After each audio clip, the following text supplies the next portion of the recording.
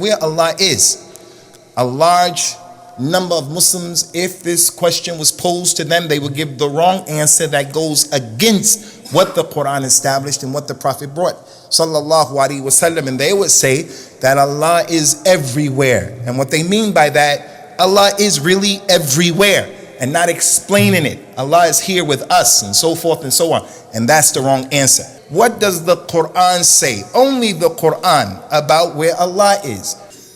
In the Quran, there are 7 ayat, 7, showing that it's been repeated so many times.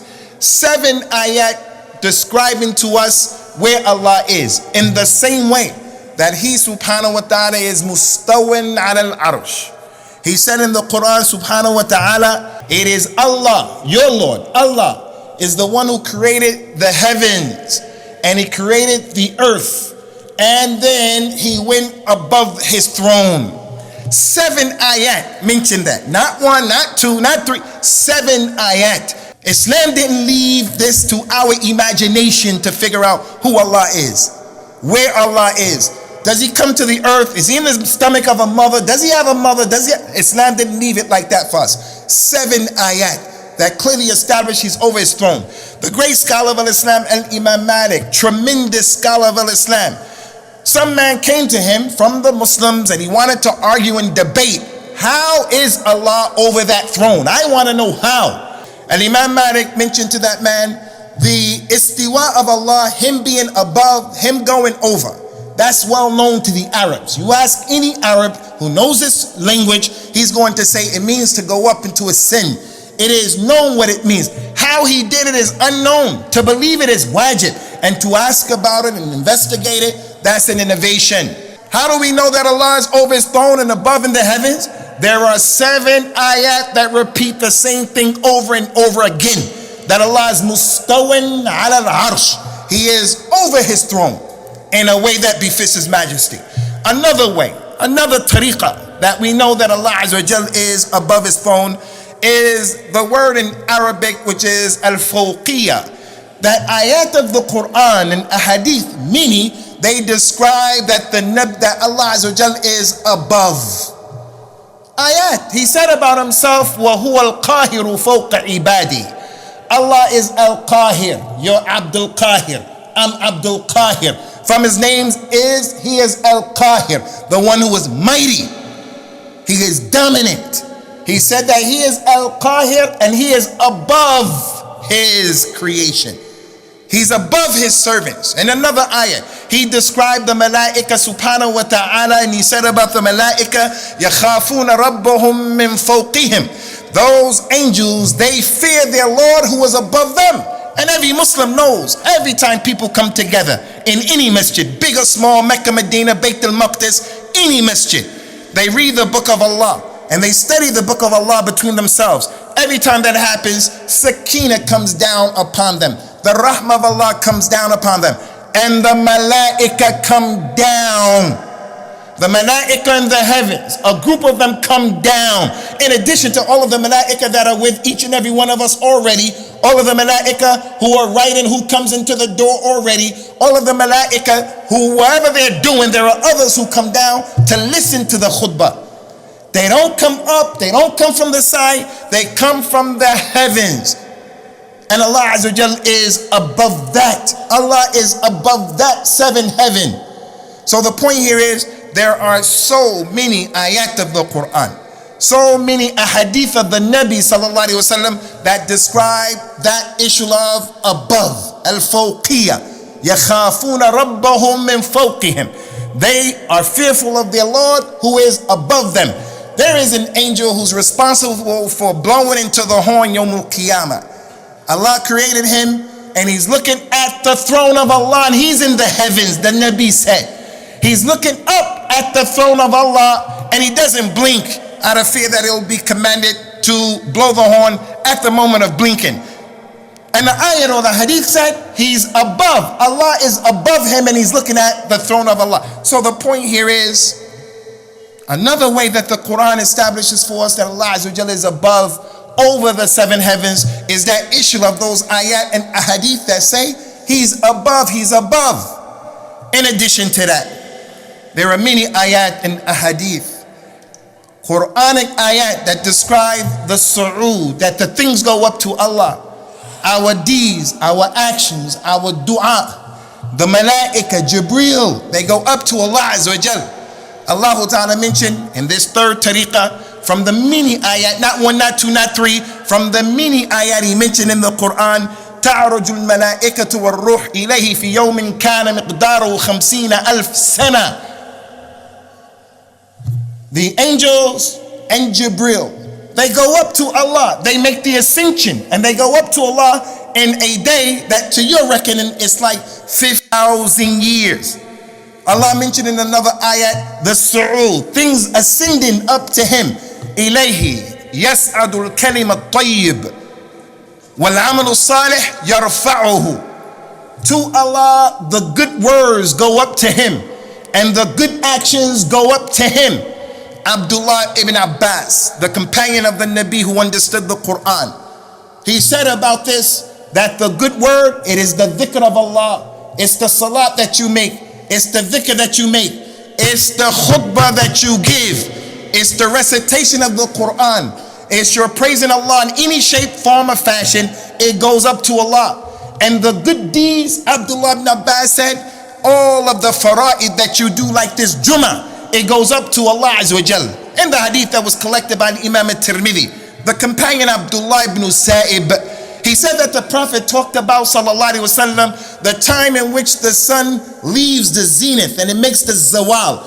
That time in the day, that time in the life of the Muslim, the Nabi said about that time, sallallahu alaihi wasallam, innaha sa'atun tuftahu abwabu as-sama' فإني أحب أن يسعد لي فيها عمل صالح.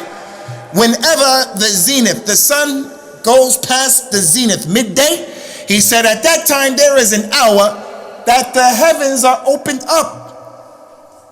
The doors of the heavens are opened up. And I want my deeds and I hope that my deeds will go up to Allah at that time. So there are too many ayat. Allah said about Isa ibn Maryam salawatullahi wassalamu alayhi, Ya Isa inni mutawaffik wa rafi'uka ilayh. Isa, I'm going to cause you to die. And that has multiple interpretations. One interpretation, I'm going to cause you to sleep. And I'm going to raise you up to me. Too many ayat, too many ahadith. Isa, I'm going to cause you to die. And I'm going to raise you up to me. So where is Allah speaking about this issue when he says he's going to raise Isa ibn Maryam up to him, salawatullahi wassalamu alayhi? And if Isa ibn Maryam went up, as we believe, he's going to come back down. So all of those ayat, all of those ahadith, the fourth point. How do we know that Allah is above? All of those ayat that talk about the inzal and the tanzil and the nuzul, all of those ayats that talk about things coming down, they are points and indications that Allah is above. Isa is going to come down. Allah said in the Quran, Inna anzalnahu fi laylatul qadr. We revealed this book and send it down in laylatul qadr. Wa nazzalna al-hadid fi ba'sun shadid. We send down the iron where people make guns or whatever and knives. With that iron, there's a lot of harm that can come through it. A lot of power and might comes from that iron. The ayah said we sent it down. وَنَزَّلْنَا مِنَ السَّمَاءِ مَاءً فَأَخْرَجْنَا بِهِ وَنَزَّلْنَا مِنَ السَّمَاءِ مَاءً مُبَارَكًا فَأَنبَتْنَا بِهِ جَنَّاتًا وَحَبَّ الْحَصِيدِ. We send down that rain from the sky and it's blessed. And as a result of that, the vegetation comes up. It's not okay and it's not acceptable for Muslims to come and debate about these issues. And people want to debate you about that, Ya Abdullah. The answer is the same answer of Al-Imam Malik. If he wants to debate you, if he doesn't like it, if he has a problem with it, you tell the individual, I know my religion. I don't have any problems with what these ayats are saying. You go look for someone who's on what you're on and debate him. When you people make dua, and when you make dua, naturally you're going to raise your hands like this to make dua to Allah. So even from the fitrah, this issue has been planted in the seed of Bani Adam. It's when his mind gets corrupted, he starts to have these debates and these doubts. He said, when you people make dua to Allah, ask Allah for the Jannatul Firdaus. He said, because the Jannatul Firdaus, wherever it is, above, he said that Jannatul Firdaus, it's okay, Sheikh. He said that the Jannatul Firdaus, it is in the middle of Al-Jannah. And it is the highest part of Al-Jannah, and above the Jannatul Firdaus is the throne of Allah. So these heavens that we have, this is part of our Iman. These earths, the 7 earths that we know about. There are some people who will come to you and argue and say, no, they're not 7 earths. We only know 1 earth. There are 7 earths, and there are 7 heavens. Above that 7th heaven, the Jannatul Firdaus, and above that is the throne of Allah. One hadith said that the roof of the Jannah, the highest Jannah, the roof of that is the throne of Allah. And those ayats that we mentioned, those 7 ayat, they establish that Allah Azza wa Jalla is over his arsh. And it's not for you and not for me to imagine how, when, and why. Although Allah Azza wa Jalla is above the 7 heavens and he's over his throne in a way that befits his majesty, he nonetheless is still with us. He established that in the Quran. وَهُوَ مَعَكُمْ أَيْنَمَا كُنْتُمْ. He is with you wherever you go. You fly a plane, he's with you. Go in a submarine, he's with you. You're awake, he's with you. If you're asleep, he's with you. If you go into the cave, he's with you. وَاللَّهُ مَعَ الصَّابِرِينَ إِنَّ اللَّهَ مَعَ الْمُتَّقِينَ إِنَّ اللَّهَ مَعَ الَّذِينَ اتَّقَوْا. Allah is with those who have sabr. He's with those who have a taqwa. Allah Ta'ala mentioned the condition with the Prophet Sallallahu Alaihi Wasallam and his companion Abu Bakr. إِذْ يَقُلْ لِصَاحِبِهِ لَا تَحْزَنْ إِنَّ اللَّهَ مَعَنَا. When they were in the cave and he was with his companion, he told Abu Bakr, don't worry, don't be sad, don't worry, don't be afraid. Allah is with us. He's the third of the 2. Never is there najwa, a group of people come and they want to plot in secret. They can be 3, they can be 4, they can be 5, more or less. Allah is with them. Allah is with the munafiqeen. Allah is with everyone. But he's with the people how? He's with the people in his ability to see from where he is. He's with the people in his ability to hear.